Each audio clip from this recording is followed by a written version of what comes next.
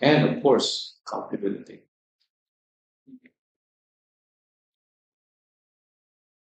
At the end of my presentation, we'll try to evaluate social media's role in nursing perception, so the learning outcomes that we're expecting, try to distinguish visibility, influence, and authority, try to analyze ethical challenges, and develop principled engagement strategies. It is important to be clear about what this lecture seeks to achieve. Okay? And all of the things we try to cover that. But if you have some ideas later in the Q&A, okay, feel free to ask questions. Okay, maybe exactly relevant or bit off bit from the topic. We're still welcome. Okay, now that's me. So allow me to bring this conversation into a deeply personal space. Okay, this image captures a pivotal moment in my life. Okay, so this was taken around 1993. Okay, so you were not born yet at the time. So imagine. Okay, so this was during the capping and badging ceremony. So we were capping for the girls. Okay, and then of course sort of a badging for boys. Okay. That's okay. So I graduated from school called Outfitting the Gymnast University. So at first glance, it's just a simple photograph, very simple photo of a young nursing student in uniform. Okay. But when I look at it today, I see something far more profound. Okay. It is a portrait of identity information. Okay. So the uniform I'm wearing is a immaculately white uniform. I think you have the same thing, or maybe closely related color. So this is a defining symbol of nursing in the Philippines. Almost all of us, in fact, all of us nursing students wear white uniforms. Okay, so it was not merely attire; it was a discipline made visible. So it's not just ordinary clothes. Okay, you cannot see the props. Okay, the linings. Okay, so it's some students, it was heavily starched, especially for women, heavily starched, the caps. Okay. The structured cap in the sleeves of the women's dress, women's uniform. Okay. The spotless white trousers and shoes. You can really see them. Okay. And I like seeing them white uniform. Okay. So in many ways, maintaining the uniform was our first clinical test. Okay. First clinical test, maintaining uniform. Okay, right? This is very important for us to analyze and then critically reflect. Okay, but in many ways, okay, in many ways, okay, before we even enter the wards, we were already being shaped into professionals to what we were. Okay, this is very significant. I know only two particular traditional occupations. Okay, that really encourage uniform. If not only one, really. Okay, medicine and nursing. But what sparked is really nursing. Okay, all throughout 3 4 years, we wear uniforms. We wear uniforms. Okay, at some point or another. Okay, I notice the doctors when they go on teaching sessions, attend lectures, they don't wear uniform. Much of them, okay, they only wear uniforms when they in hospital or in the clinical setting. But for nursing students, they are required, like the I like the color. Okay. Okay, they are required to wear uniforms. Okay. You see the distinction? Why would you have this kind of things? Because it instill discipline. Right in the first instance, it instills discipline. Okay? Because if we don't have discipline in this profession, you will not survive. You usually get burned out. You usually get burned out. So the discipline is very important. appreciation of things that is really in constant emotion, something like that. That is very important.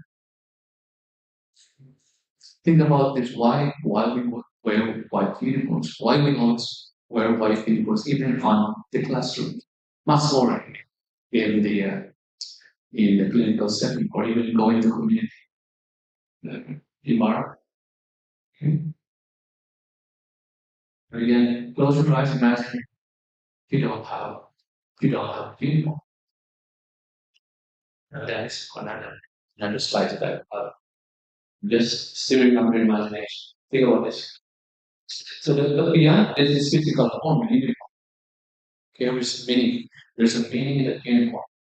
It embodies what we often associated with professional nursing values. Okay? The white uniform is a symbol of purity. It's a symbol of purity. Purity of intent. There's an integrity in that aspect as well. And readiness to serve. Ready to serve. Okay? When I wear white uniform, I'm ready to serve.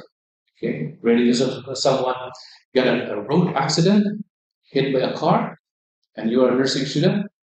Okay? At least if you are been trained in how to do a first aid, you can do that until a professional aid will come in. But at least you're the first responder to do it. Okay. The other thing is standing on the stage. From my recollection of this picture, holding the ceremonial lamp. Do you have the ceremonial lamp? You still have? Okay, so we have the ceremonial lamp. Okay, that's Florence Nightingale. It's Florence Nightingale. Okay. At that time, I was not yet a nurse, but I was becoming one. Just a few months. Okay. Graduate nurse, then a few months later, I got an RN, passed for exam. Okay. 30 plus years later, to be exact, 34 years. This image reminds a powerful reminder that my professional identity begins long before I practice. Okay, I can remember friends, classmates of mine in high school called nurse, future nurse, because I was wearing a white uniform, but I was not a nurse. And soon enough, when I became an RN, an exam, I had my big tarpaulin, big outdoor tarpaulin in my house. Thinking, congratulations, it's an RN. Okay, that's part of my journey into becoming. So that's me in a nutshell. Okay, so I'm reading I'm reading mine in this picture. Long time. Okay. Now here's an interesting thing about study. Okay. So I really made an important research about this for at least for Indonesia. Okay. When Indonesia gained independence in 1945, its nursing workforce faced a major and profound transformation. Okay. There was a withdrawal of Dutch nursing sisters. Okay, probably know about this as you were colonized. Is that correct term? Colonized by Dutch people.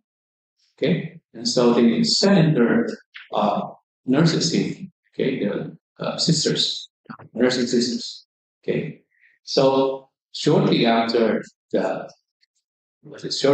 war, World War II, there was a withdrawal of Dutch nursing sisters, which left a leadership vacuum that Indonesia struggled to fill. And for years, that gap was bridged by the mantri. So the mantri are male like you, okay, males, no females yet at the time, so all males. They were dispatched to different areas and villages across the country. And they were the first Indonesian nurses. They're the first Indonesian nurses. So the mantri, that's why in my picture here, okay, these are the mantris. Okay, these are the mantris. So by late 1950s, okay, by late 1950s, they were replaced by formally trained nurses. You get trained nurses, and up until now, you have so they were like trained by through a diploma program, and over the years, the Nursing sector in Indonesia has improved. So you have a master's program right now. So after this, okay, after your bachelor's program, okay, think about upgrading yourself into master's and doctoral. I want you to become doctors. Okay, I want you to become doctors. Okay, not just masters, but doctors. Yes. You can contribute. So as I've said, as graduates of Erlanger University, there's a lot of expectation from you. You are the leaders of the nursing sector in this country. Okay. You are the leaders. Yeah. Government spends so much to train you, to educate you, and that is in return you have to do something for this country. Okay. Now let me ask you this question. This is our first activity. What platforms do you use professionally? So anyone who's on Instagram, can just raise your right hand, please. Instagram. Okay, good. Anyone with TikTok? Almost the same number. What about LinkedIn? Only one, two, three, four, five. What about Facebook? Yeah. So millennial. Oh, millennial. Yes.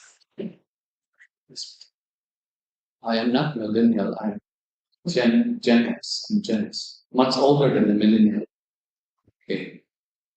Hmm. Interesting. So this is your generation is Instagram and TikTok generation. Okay. Can imagine the next generation kind of platform would that be? Okay. Uh, Interesting. But I'm not surprised. I'm not surprised because I came across some articles about your generation that talk about Instagram and TikTok. Okay. Okay. Now let us remember that each platform has its own culture, audience, and expectations. So when you say I'm not really familiar with Instagram, I only have 4 followers Instagram. So and nor TikTok, instead of TikTok. I can keep up with the TikTok thing. But anyway, they have their own culture. This is when you say culture, this is focused for young people, like okay. And there's an expectation that okay, because young people they are active to engage with in this platform.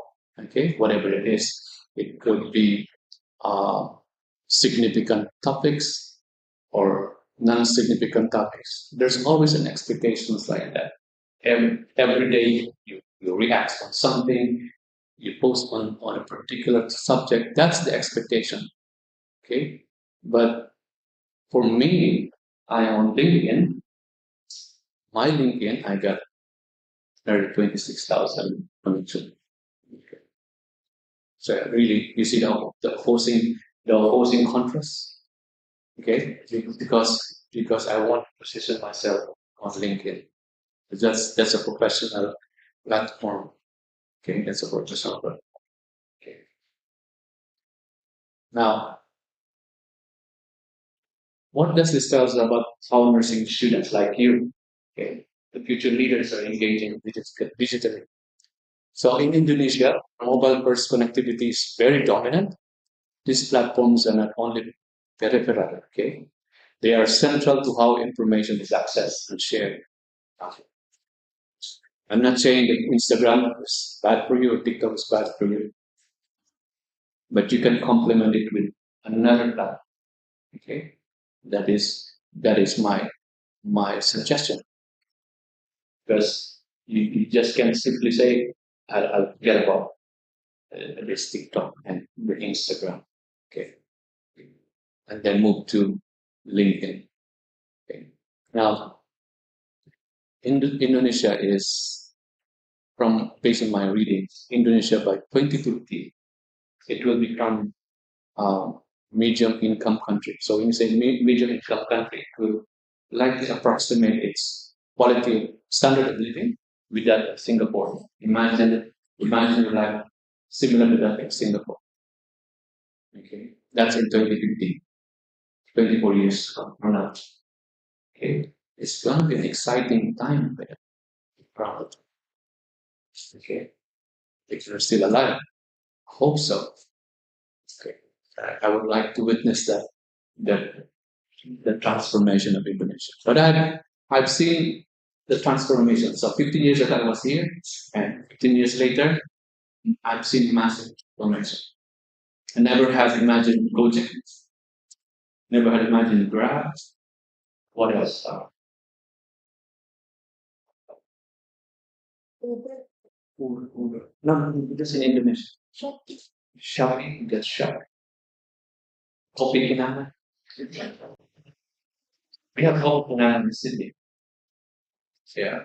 The funny thing is that funny thing, the other day I I intimated my interest of buying fried bananas just to taste fried bananas in Surabaya. How is it different from the one in the Philippines? And so my supervisor, Dr. Nasur, suggested that, yeah, I'll try to buy one for you.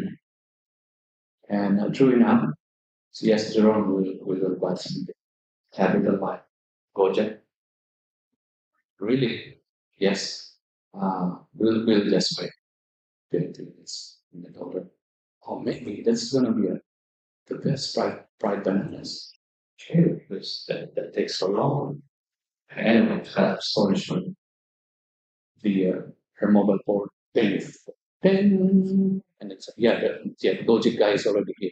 So we went out. I said, Dr. Rosal, I'll prepare my PM, okay? Prepare my PM. While you are receiving the fried bananas, I try to take a video and then picture. And then after a while, send it to my wife. Oh my goodness me! Gojek delivered the fried banana. Okay, never happened. First time I was excited. Oh, it's Gojek delivered the fried banana. Now, you see the thing, okay, it is becoming possible. Anything that we can think of is becoming possible because of the integration of technology in our everyday life. Okay. Who could imagine this thing would happen? I've never thought this is just an ordinary ripe banana. But what else can we? Yesterday I talked about in another forum of nursing students.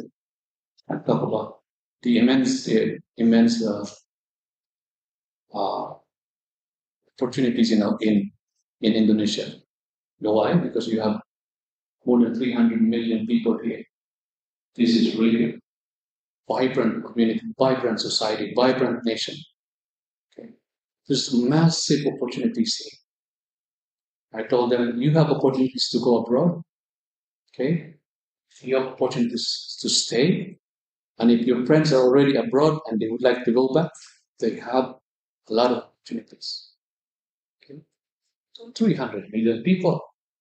Okay. If you would like to become a specialist in geriatric nursing, those nurses who would like to take care of older people, you have an opportunity to do that. Okay, as a specialist nurse or someone with interest in diabetes care, you can be an expert in that and set up diabetes clinic run by nurses all over Australia, all over Indonesia. There's a massive opportunity. See, there's a massive opportunity.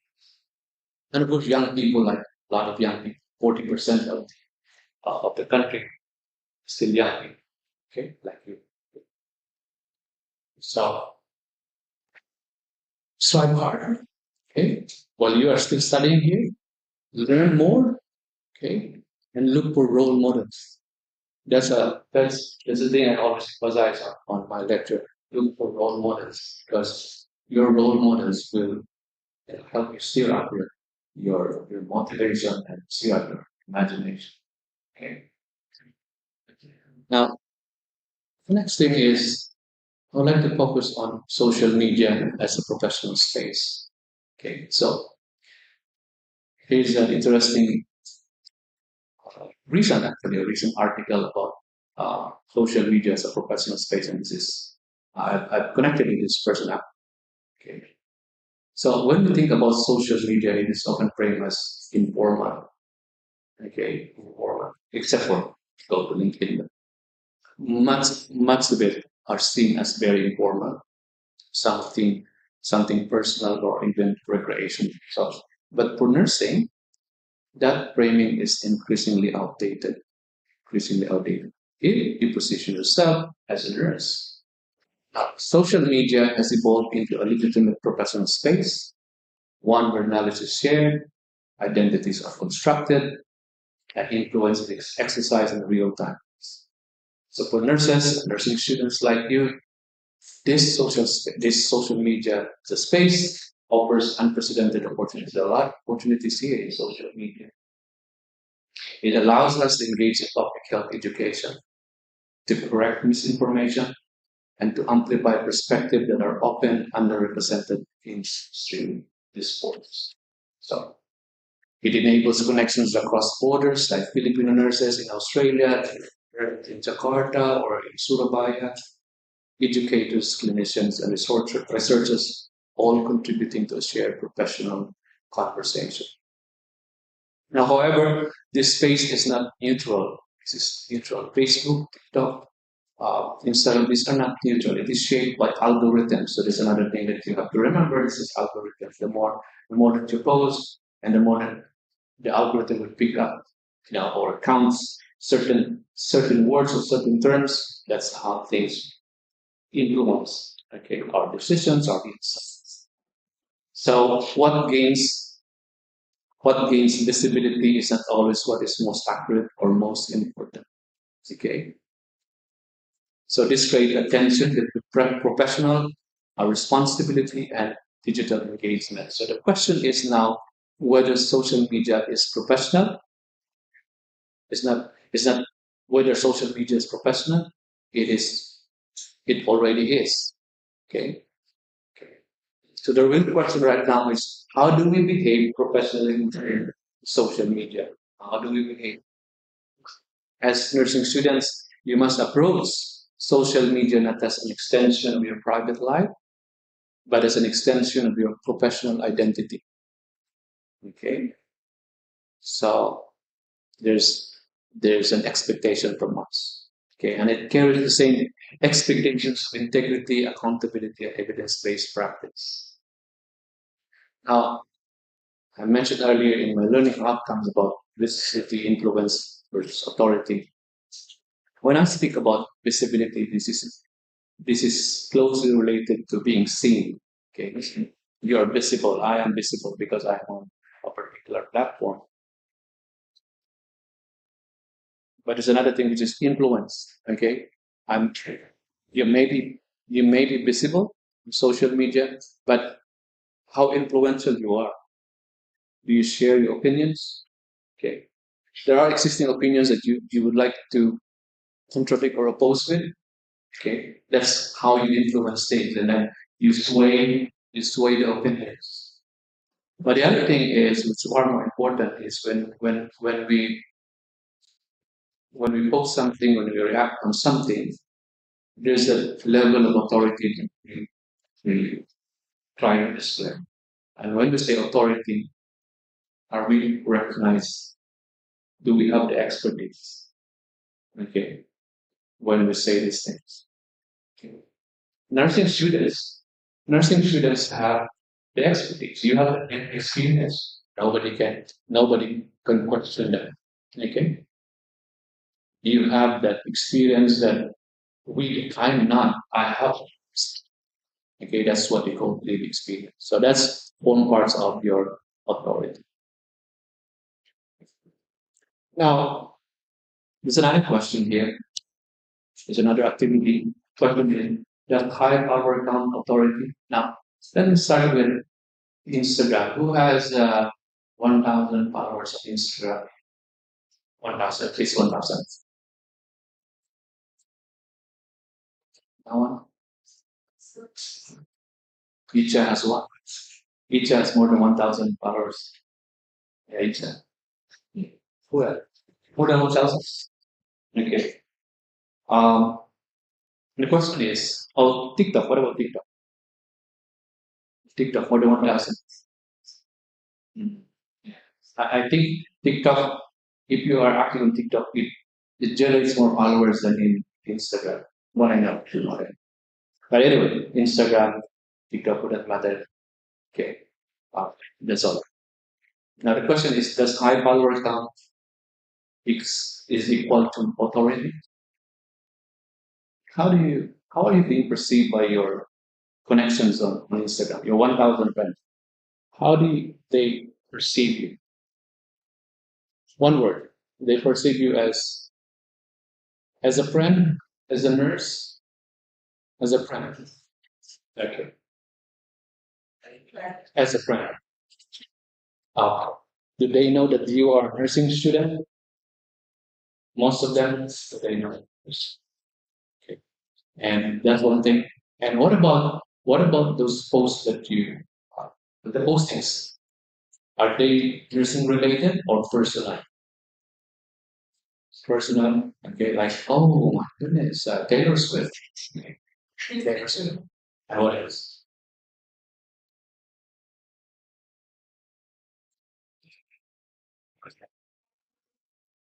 Okay. So now that high follower count does not, okay, in my opinion, does not come as authority. Okay. You may have a lot of followers. I may have a lot of followers. Okay, but I try to position myself only on the aspect of nursing. I'm Filipino nursing advisor. Outside of that, I am no expert. Okay, because if you ask me about Filipino, I did a good amount of time looking into this issue. So I'm more or less an authority in that. But I cannot talk about Indonesian nurse migration. I mean, a little personally. Okay. So, yeah, I don't know how they perceive me, my 25,000, 26,000 connections on LinkedIn, but they know that I am the secretary of Philippine University Diaspora.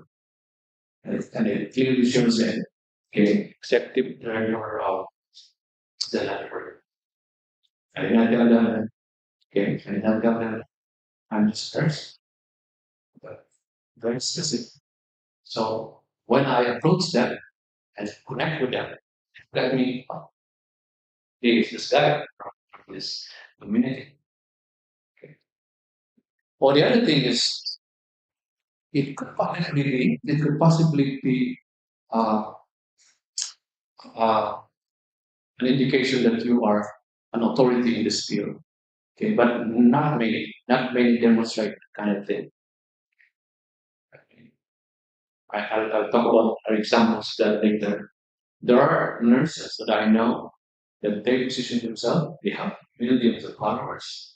And we know that these nurse, when you see, when we post something on his platform, on his page, we know that it's something what to think about nursing or something that is specialty. And nothing else. Nothing else. So he's an operator of that. Okay. Or it depends. Okay, again, depending on circumstances. But as I said, for me, it's a yes. Now, nursing representation online. Nursing representation online. Uh, Social media has enabled nurses to challenge traditional stereotypes. Nurses can now present themselves knowledgeable, articulate, and influential professionals. However, this representation is not without tension. Okay? Some content we oversimplify or trivialize the profession, reducing complex clinical work to entertainment. We've seen that. We've seen that. While ago, I had noticed a posting from a group of students, nursing students in the Philippines, and they were like posting negative things on their clinical exposure. This was caught attention by a number of nursing leaders. So what is happening? What is happening? Seems like this this is really a controversial thing. Okay, but the way they present themselves is on the eyes of the authorities. It's not good. It's really unpleasant. Okay, why don't they go on the natural, okay, or the say natural or the usual pathway to file a complaint? Why don't they post on social media? Okay, so many people have become interested, again, not only in nursing community, but the media, the law, okay, have caught up with that issue. And it's not being discussed. Okay, I don't know if it's happening here in English. Maybe it could happen. But in the United States, there are cases like that. Okay, they don't normally go through the usual route. Okay, they simply post on the social media. Okay. Now, with this example, these things create a delicate balance between sensitivity and personal. As nurses engage online, they must consider how the content contributes to public understanding of the profession. Are we reinforcing stereotypes or challenging them? This question is central to responsible digital engagement. Okay. Now, again, an example of my uh, presentation yesterday. Closely related, but talk about nursing education. In Australia, uh, what I know, or even professional nurses there, they don't wear white uniforms. They don't wear white uniforms. All of them blue uniforms. Blue uniforms. Thing is, when they're wearing blue uniforms, the cleaning staff members also wear blue uniforms or close related to that. I mean, a little bit of contrast. And then when they work together, you can hardly distinguish a nurse versus that of a cleaning staff. Okay, especially if the nurse has a lot of titles. Okay, and then the cleaning staff has none. Okay, whom would you perceive as a nurse? So you know what I mean? That's exactly how the public perceive our professions. Okay, there'll be a lot of example that we can think about. Now, another thing very important concept I would like to introduce is professional rebranding. So we would know nurses are known in the communities. Okay, they know that we work. They know that we work in communities, in community health clinics. We work in medical facilities, medical clinics. Some went on to work in universities or academia. There's another issue that I would like to advance here, which is rebranding. Okay, the original idea is that okay, nurses were just perceived differently in that context. Okay, traditionally, that's how tradition perceive us. Now we have to rebrand the nursing profession. When we say rebrand, is that we take advantage of the opportunities in social media. Last year, uh, a colleague of mine and myself wrote a paper in the International Nurse Review. This International Nurse Review, the role of social media in nurses. And there we argued the importance of nurses, to be on social media, to take advantage of the opportunities that the social media offers. Okay, and we suggest that for them, to take advantage of LinkedIn. Okay, LinkedIn because that's where the influencers, the decision makers, and the movers of the industries are, congregated. If you really want to catch the attention of these important people, they are on LinkedIn. They are not on TikTok. They are on LinkedIn. Okay, and the more that we uh, position ourselves in the platform, the more that we argue our positions, okay, they will cast our attention. They will cast some. Okay, and that's what this paper is all about. Okay, so from that side, the public intellectual, okay, nurses as influencers and educators. Now, when we post something on LinkedIn for that matter or Instagram for that, you said you were identified as a nurse or nursing student. There's a lot of expectation from that. What did you learn from Erlangen University? And why instead of posting something about closely related to your experience as a nursing student, why are you posting Hollywood Hollywood stats? Okay, or something related to non-nursing contents. Okay, in the end, you will be identified most of all. I think 100% you'll be identified as just a private, not as a nursing student. So there's an element of there's an element of distinction there that you have to take uh, notice. All right. Now the ethical challenge. Now there are ethical challenges here. Ethical challenges are credibility and misinformation, confidentiality and risks, and professional boundaries. When we speak of ethical challenges in digital spaces, these are complex and evolving, very complex and evolving. Now, confidentiality remains a fundamental concern, particularly with sharing clinical experiences. I remember one student, I think out of excitement, he showed some pictures. We posted some pictures on the OR theater.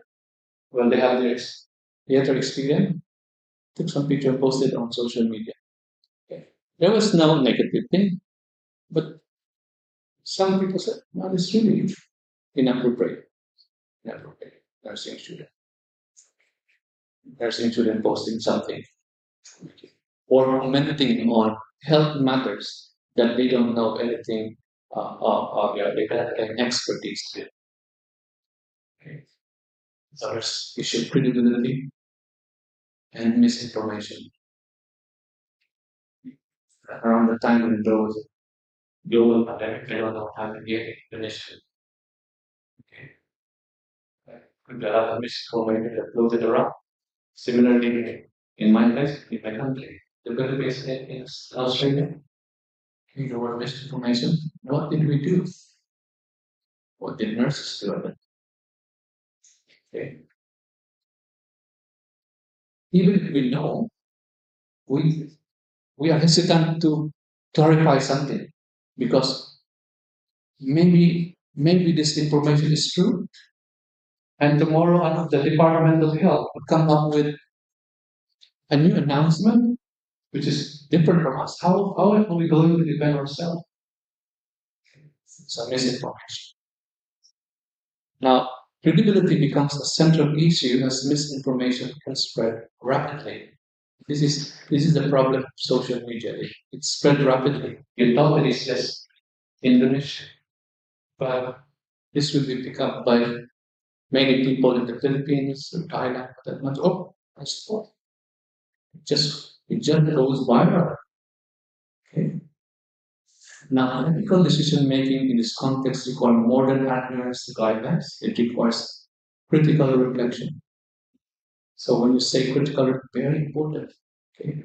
Now, this is an aspect for many nurses was considered. Try to develop um, in Australia. It is becoming more popular the idea of reflective practice.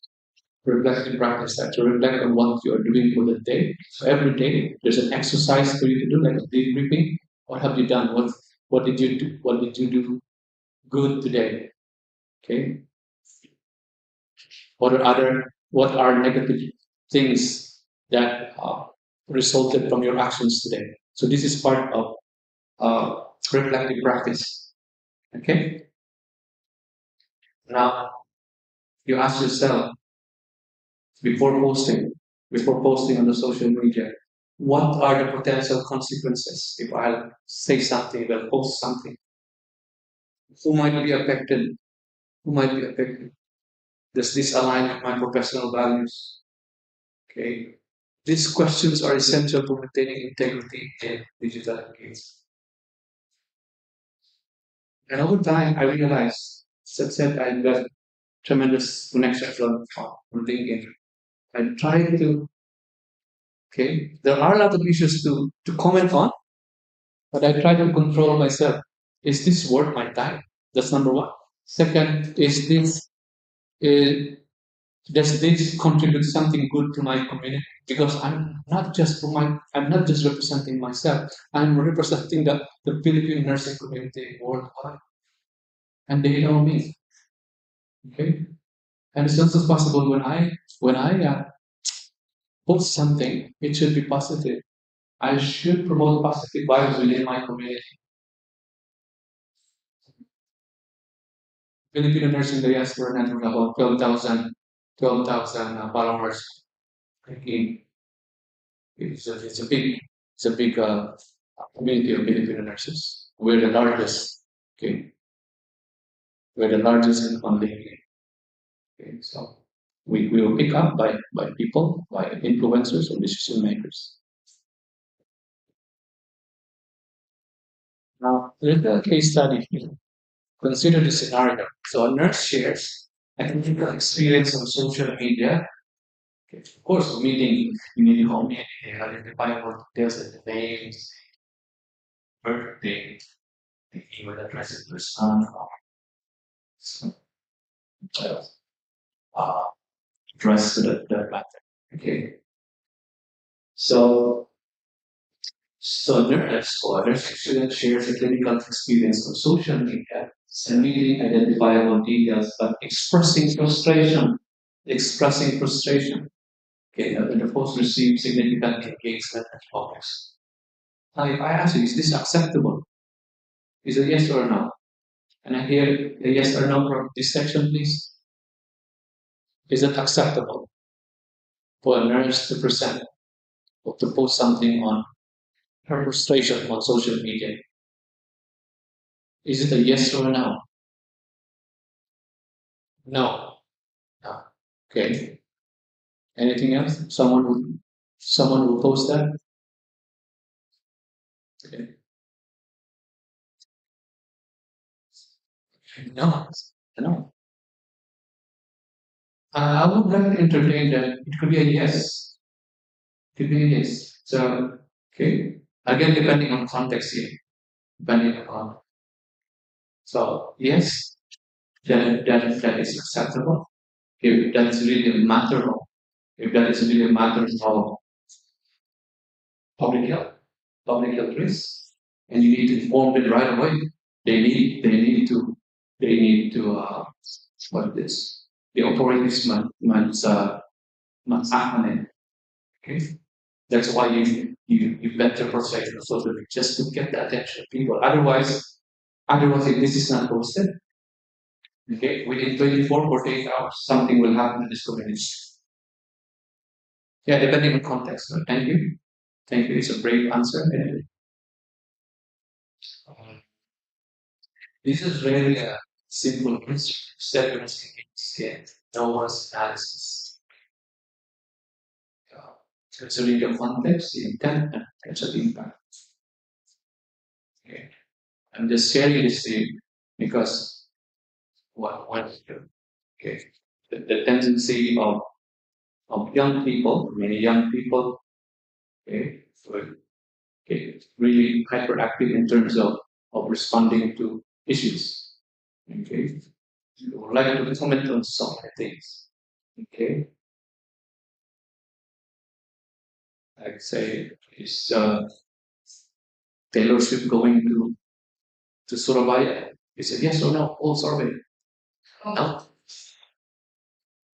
you don't like Taylor Swift. Yeah,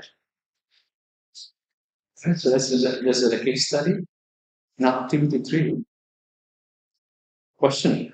The biggest risk in social media use. What do you think is the biggest risk? I provided here privacy, data misinformation. But who cares about privacy? Who cares about privacy? Zero biggest risk. Risk.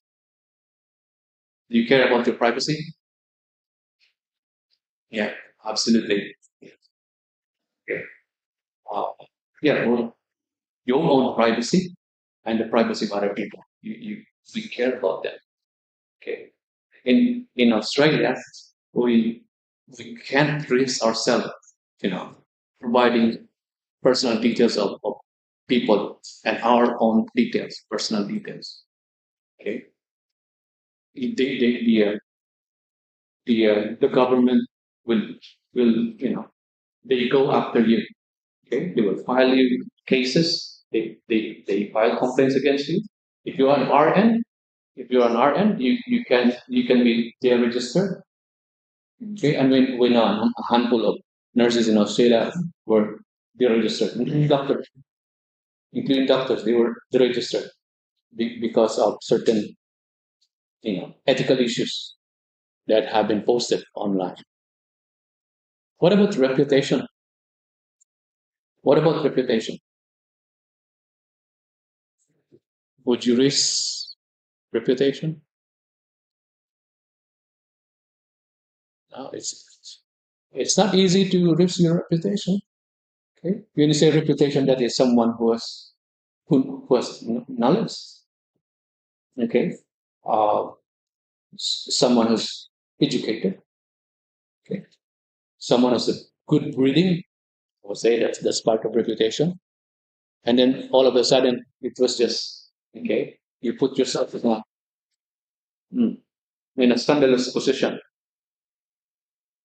A scandalous position. Okay, there's another thing that you can face as part of joining social media, or actively taking part in the social media space. What about misinformation? Okay, misinformation is another thing, but that can easily be uh, remedied. Okay, just don't react.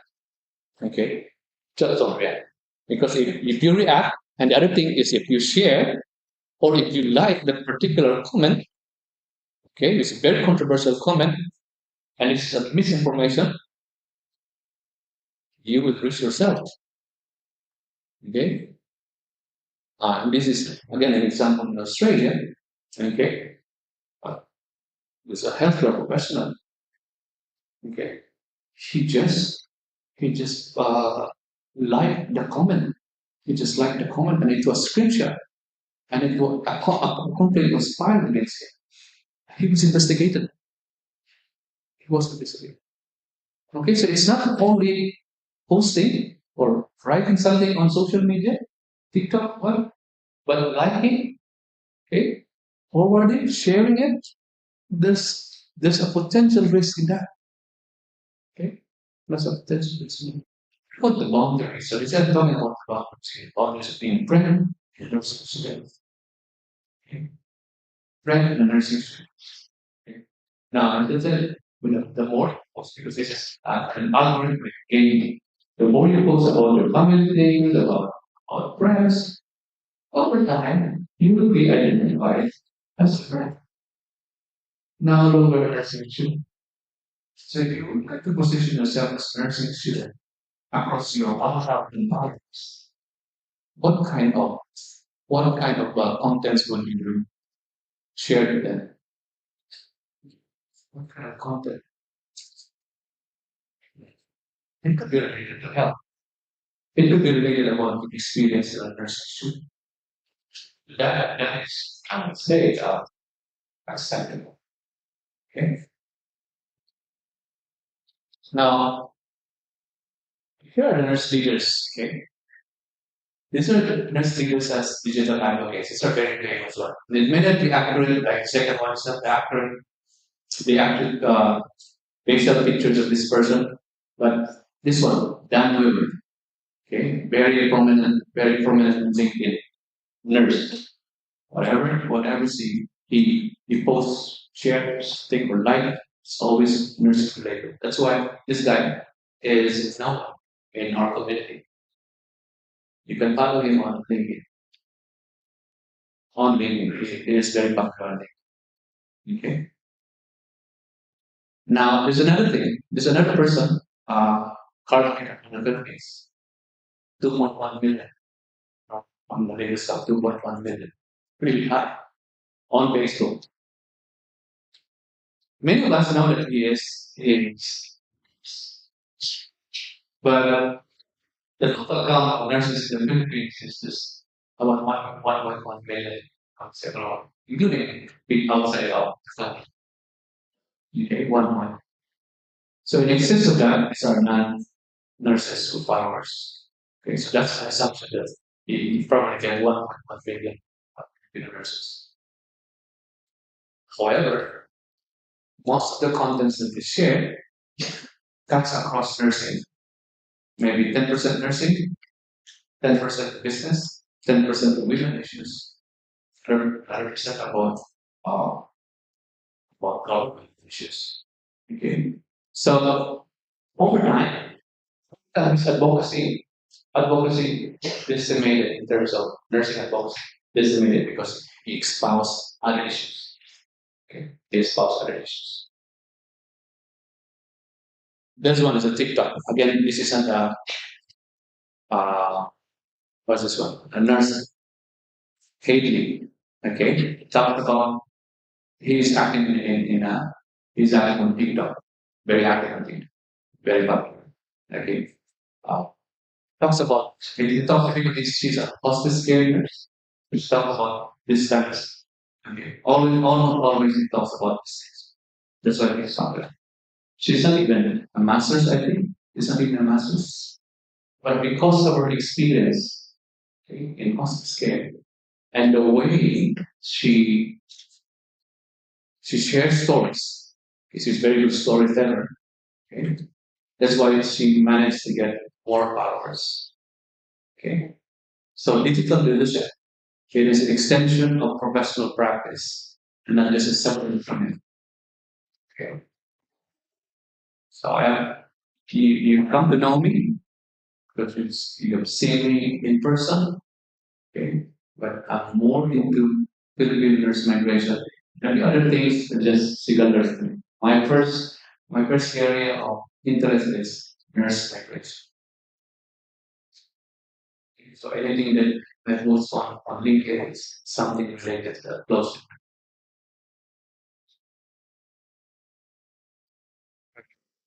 Now, contemporary Indonesia in global risk context. So high social media penetration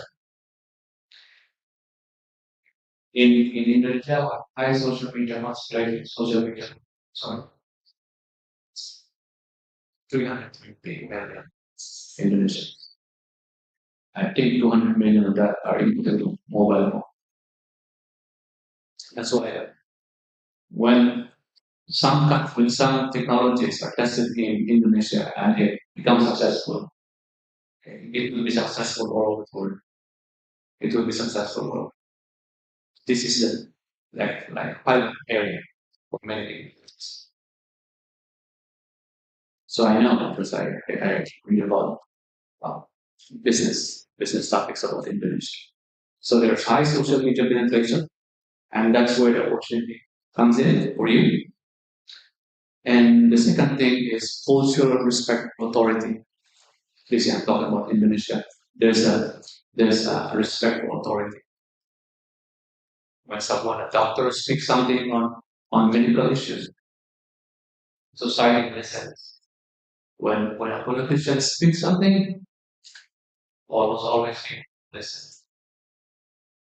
I don't know a nurse yet. I don't know any nurse in Indonesia that has reached that height of authority in terms in social media. I have not seen it, but maybe soon, really soon.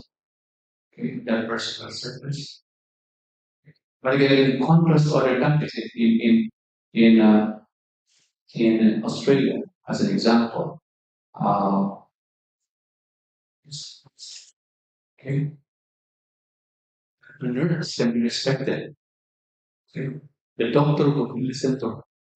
Listen to him. Physiotherapists can say something, and the doctor will listen, the nurse will listen. Okay, the pharmacies, very powerful in Australia. They are very powerful, okay? And they can always say something, about the doctor's prescription. If they find it finding up, they would say something. And this is an example of a egalitarian society in Australia. Egalitarian is equal. So I wouldn't address, even if you're a doctor, I wouldn't address this doctor. You wouldn't address this doctor as wrong. You just simply call me the first name, Jerome. Okay, unlike here. Okay, you see the hierarchy. The more that you progress and with titles, they're always addressed by title. Not there, not there. You are always but addressed by first name. In the workplace, the same thing. So that's advantage, I would say. That's advantage in Indonesia in that context because there's a cultural respect for authority. The other thing are there are emerging digital first courses now. One person now I can think of at the moment in Indonesia as far as nurses are concerned. There are there is one faculty member who then I think one of the two one of the two Indonesian nurses who are already in the top 2% globally. Is it Dr. Perry? Dr. Perry is top one. Top 2%. The other one is Dr. Joe Noah, but he is based in US, Singapore. So there are only two what I know. Okay. And given this distinction, given this, level of recognition, they are considered authorities in this field. Okay. Dr. Kennedy is into research, nursing research, nursing research, right? Community health or community health. He's an expert in community. Uh, yeah, but he's known in your community, but maybe he will level up and become more prominent in Indonesia, okay, widely respected by the nursing stakeholders. That's what we want, okay, because we need people who will advance the welfare of the nurses, the welfare of the nursing workers. Just we yeah. 10 minutes left for presentation. 10 minutes. Yes, sure. Almost done. Now the future of nursing authority, you got hybrid identity, authority negotiated publicly, and need for digital professionalism for framework. This is just for the future. Okay, I'm not talking here of this is what Indonesia must do, but I'm just proposing something of ideas for the future, and this is applicable not only for Indonesia but for other countries as well. Okay, clinical identity and digital identity. And I want you to reflect on these two questions. What kind of digital nurse leader will you be? How will you balance visibility and ethics? Okay. So you might not have the answers for that, but I want to take these questions to you. Think about it. I position myself. I'm just 3 more years away, 2 more years away, becoming a nurse. Okay. Or I'm just a year away, 2 years away, becoming a doctor in nursing. Okay. What kind of nurse leader should I be? How would I balance visibility and ethics? Now, these are the key takeaways. Okay. Takeaways for this lecture. One is visibility. Visibility is not always equal to authority. Okay. Okay. Visible, you are not an authorized person. Okay. Social media shapes identity. Okay. Social media shapes identity. And then ethics remain central to what we do. Okay, whatever once more in a social media space, there are ethical implications to what we are doing. Sharing, posting, liking comments. These are ethical implications of this. And the 14 is digital leadership is emerging. Okay, so we have examples already. I mentioned two Indonesian nurses or widely recognized worldwide, and this has to be brought into digital leadership papers. Okay, and here are the references that I have. So I will be making these things available, these materials available to you if you would like this material. Okay, so really, guys, I really want you to connect with me on LinkedIn.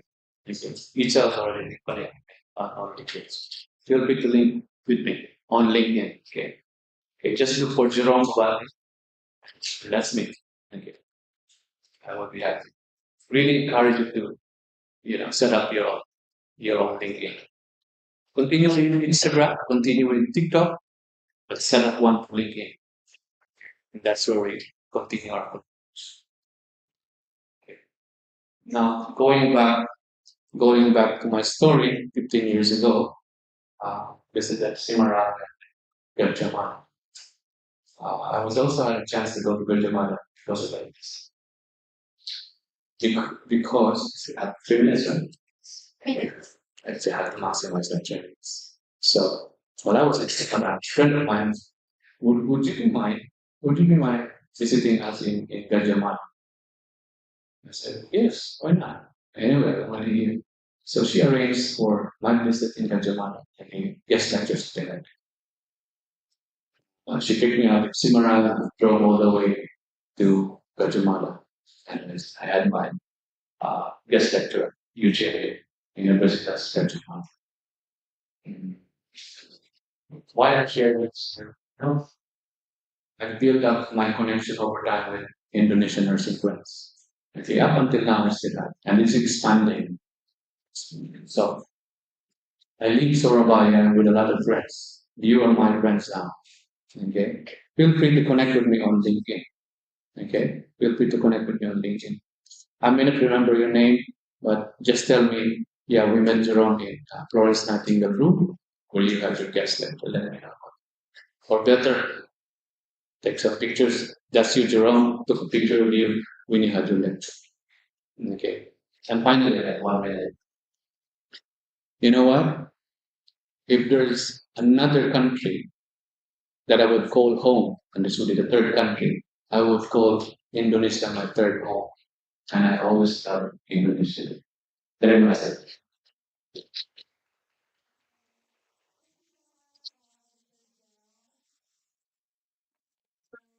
The insightful and delightful presentation from Mr. Gerald.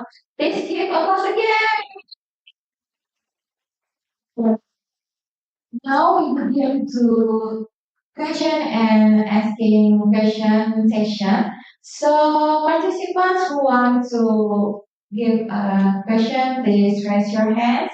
And on the Zoom also, if you want to give a question, please raise hand. Anyone who wants to ask? So Mr. Gerald,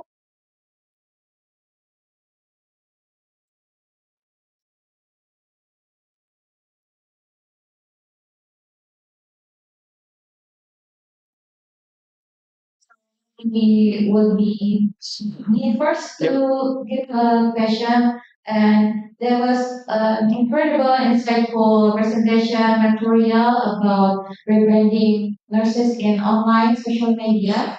But in Indonesia, there's like strict cultures, like diversity is cultures in Indonesia. So when nurse give storytelling or just give education to the social media, how we can know the limitation which one we can share online to the society or which are. Yeah, that's a very good question. There's after that, there's a big that. Uh, Number one. when you're being comfortable of sharing something, any posting, or you like to storytell it, make sure you're you know your limitations. The second thing is that the importance of disclaimers. Okay, disclaim something if you don't know. Okay, or if you only get the source from a particular reference, disclaim it. Okay, that's why I have this. When I did the presentation, I explained this. Okay, you know why I'm here because of this. Okay, when you post something on social media, okay, regardless of that, it's LinkedIn or whatever. Okay, if you're really comfortable sharing this inside yours, feel free to do that. But disclaim. There should be a disclaimer somewhere. Okay, it could be in a caption or a description. Okay. Okay. Thank you so much for the answer, Mr. Gerald. Anyone who wants to ask again about anything about the team? So it is really interesting thing for this guest lecture about social media, professional rebranding, and also the future of nursing operating.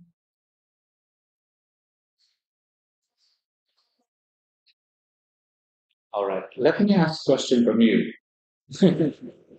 Yes. Okay, another news from our today. Uh, what is the clear reference for you when you okay get reference? If as a student in topics got channels which document look into it, which document would you enter as a standard for your actions? Yes. Okay. Remember, certain student of each university, we are always bound by your student code of conduct. Okay, the student code of conduct, I would say, it is what I think most of you have. If it covers your behavior on social media, okay, you have to check that one. What is my what is my boundary? Okay, because you are not only representing yourself, you're representing your university. Okay, so when you post something on social media, what does my what does my code of conduct says? My school of conduct says as far as my social media participation is concerned. Okay, I think it's very important to look into that. Okay, so you won't compromise yourself and compromise the institution. Okay, outside of that, I think you can be accountable just for personal accountability. But if you breach the policy of the school, then you are accountable for the institution as well. Okay? Very important. Just forgot to mention that earlier, but it's good that you reminded. This is very important. Okay. So go back to your code of conduct. What do you think is my social media participation applies? And what are the potential breaches and accountabilities that in case you will breach them? Thank you. Okay, so in the Zoom, you can also raise hand if you want to give a question, and also in the small forums, if you want to ask, please raise your hand. How many from the Zoom? 59. Wow, 59. Are they all Indonesians or Yes, maybe it's in Indonesian. Indonesians? Mostly if you can say I see. Good. Yeah, amazing. Yeah, amazing. Yes, there was a question there.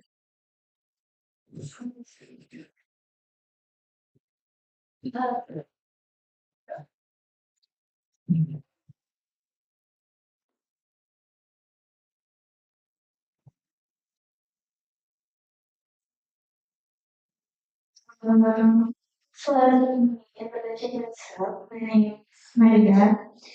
Sorry if I speak insecurely because I'm currently in the process of learning.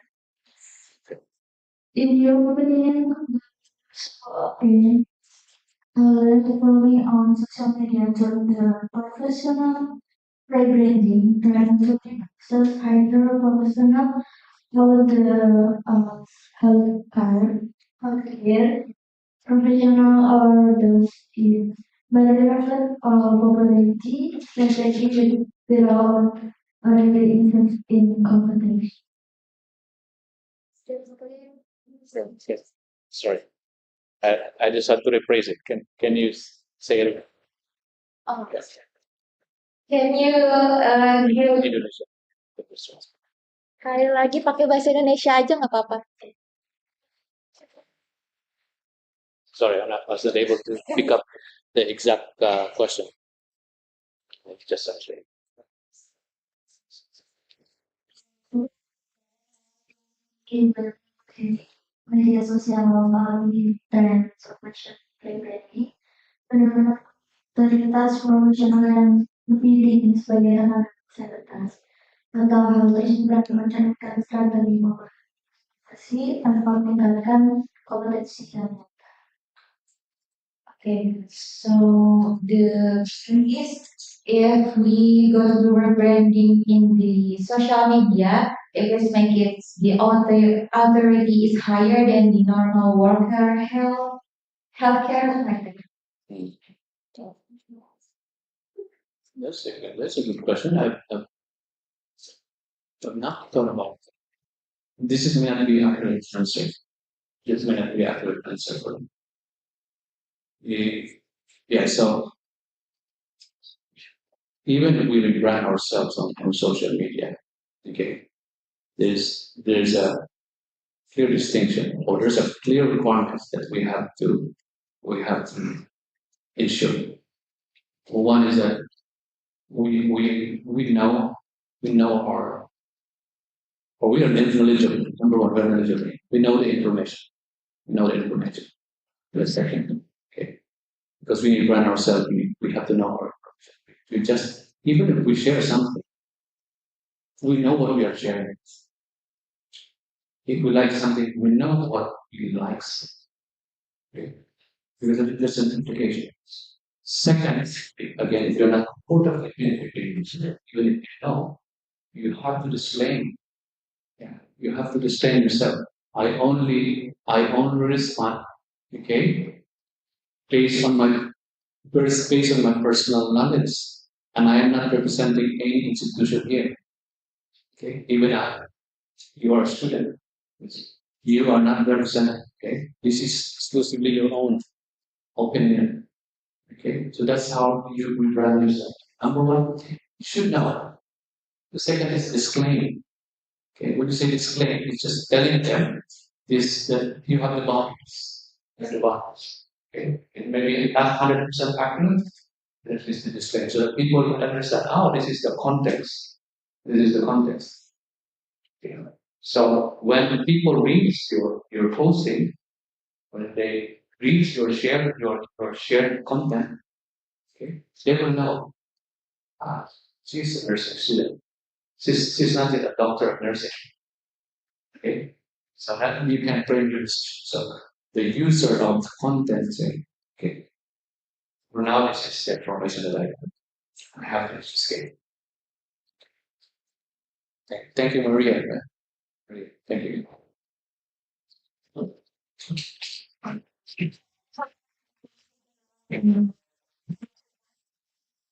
So any questions?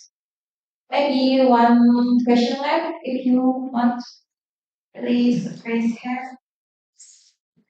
And also in Zoom, if you want to give a question, please raise hand. Maybe from the magister, nursing.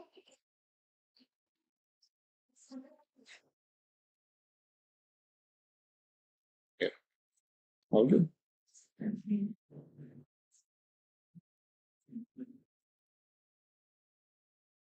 Okay, maybe we can make a discussion later after this event. Sure.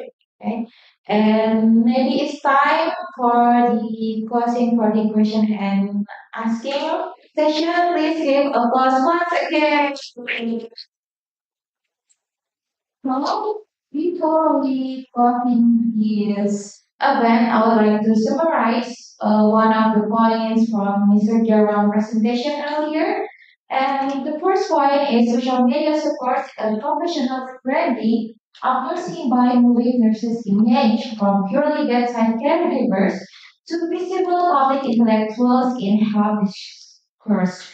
Through online platforms, nurses can act as influencers and educators, also which amplifies their professional identity in the eyes of society. In the current Indonesian and global nursing context, widespread social media use intersects with a culture that highly respects authority figures.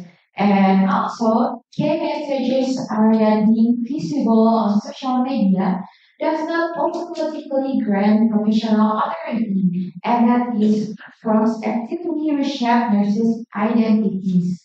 Despite digital change, ethics remain central to nursing practice, and while a new form of digital leadership among nurses is beginning to emerge.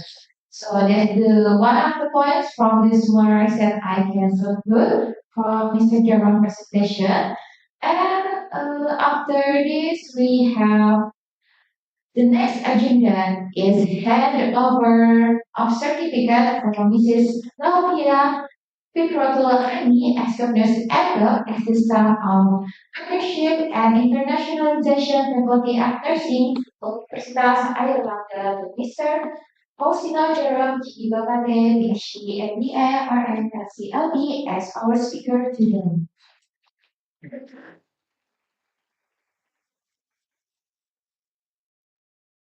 You're welcome. For it, 1, 2, 3, cheers.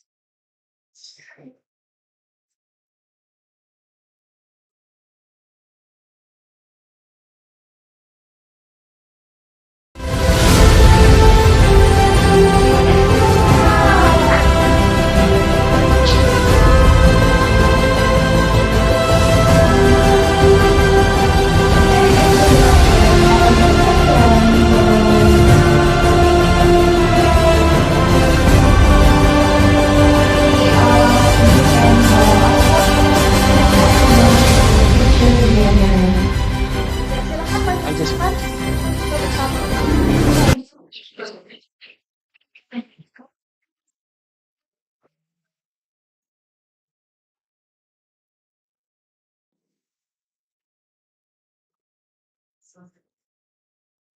Ada yang berdiri di belakang sih ya, sambil.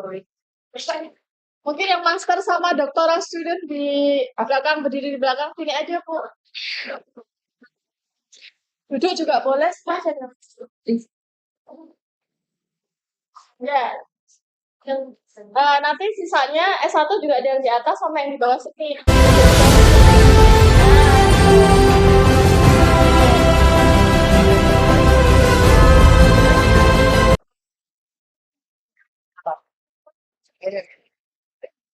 Oke, harian, background-nya mana? Oke.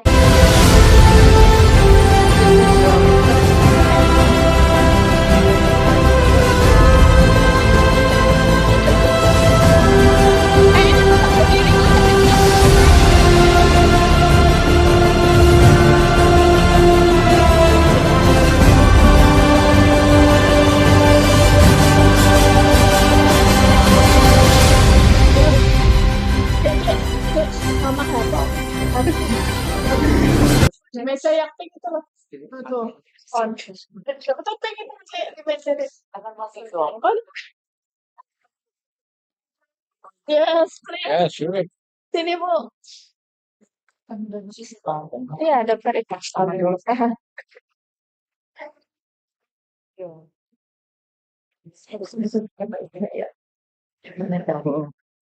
Hi, Dr. Ika. Iya, hai. Good. Apa? Kamu suka? Iya. Di tengah ya? Mana? Oke. Diisi aja kayaknya. Kok diisi ya? Oh yaudah. Iya. Aku nggak apa-apa udah. Ya, boleh ya. Oke. Sorry. I'm sorry. Ada tuh. Oh, no.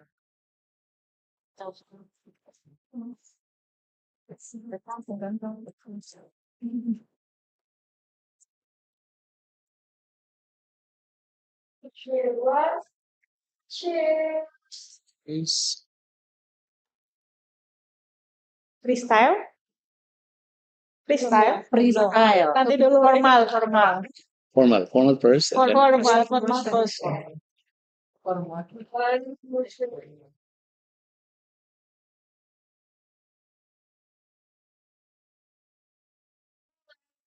Oh, Free, Freestyle. freestyle.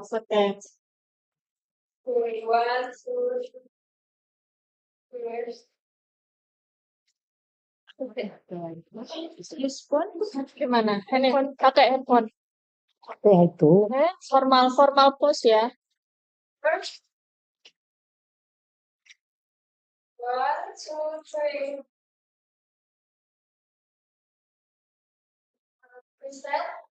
Hmm?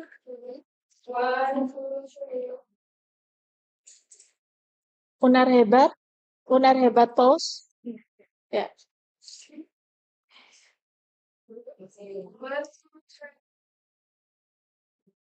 Ya, in camera. In camera.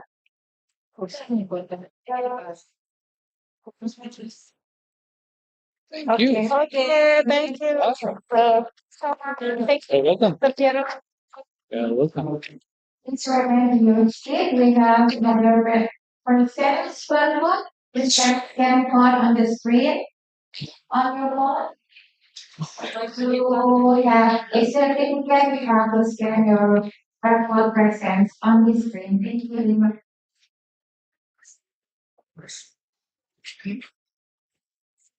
Thank you so much. You're one of the yes.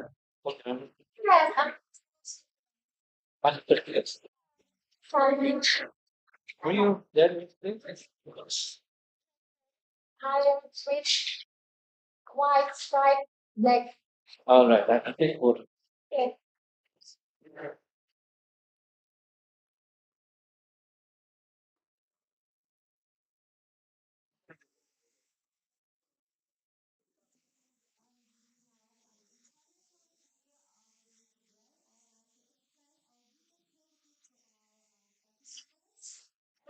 Truly apologies for any mistakes in words or action during this event. I hereby conclude my duty as your moderator. See you on the next guest lecture. Goodbye.